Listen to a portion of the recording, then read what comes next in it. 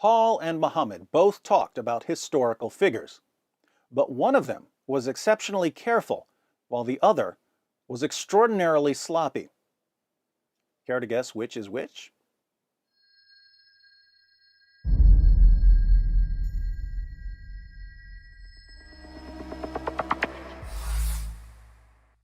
In Surah 18, Allah tells us that Dhul Qarnayn, usually identified as Alexander the Great, traveled so far west, he found the place where the sun sets.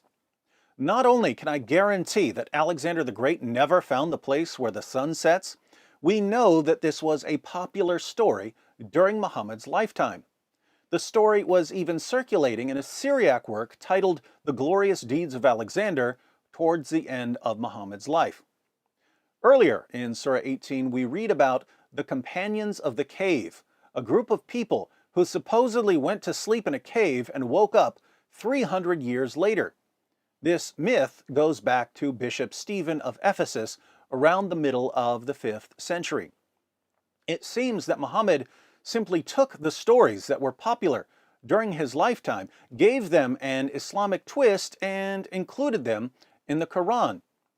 What's interesting is that even the pagans of Mecca were better at recognizing fiction than Muhammad was. In Surah 6, verse 25, Allah says to Muhammad, "When they come to you to argue with you, the unbelievers say, 'These are nothing but fables of the men of old.'"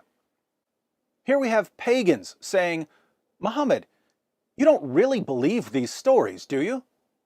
So we know that Muhammad was extremely sloppy and gullible when it came to stories about historical figures, which means that there's no way we can accept him as a reliable source of information about Jesus. Paul, by contrast, was far more careful in transmitting stories. As a Pharisee, Paul was obsessed with preserving and passing on authoritative tradition. Paul describes his life as a Pharisee by saying, "I was advancing in Judaism beyond many of my contemporaries among my countrymen, being more extremely zealous for my ancestral traditions."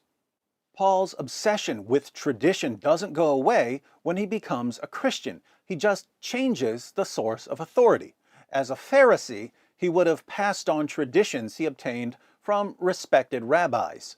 As a Christian, he passed on traditions he obtained from Jesus' apostles. When we read what Paul says about Jesus, we're reading the words of a man who was trained all of his life to carefully and zealously preserve and pass on authoritative tradition from respected sources. He's the polar opposite of Muhammad, one of whose contemporaries said of him in Ibn Ishaq, page 243, "Muhammad is all ears. If anyone tells him anything, he believes it." A guy who has a reputation for believing anything anyone tells him is not the sort of guy you want telling you what to believe about the most important man in history.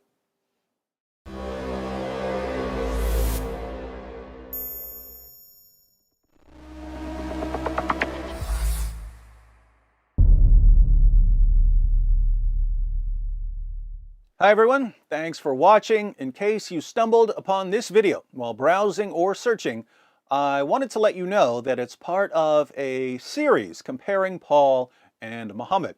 So if you'd like to see the full series, be sure to click on the playlist. If you're already in the playlist, you're about to see how history supports Paul's view of Jesus, not Muhammad's view of Jesus.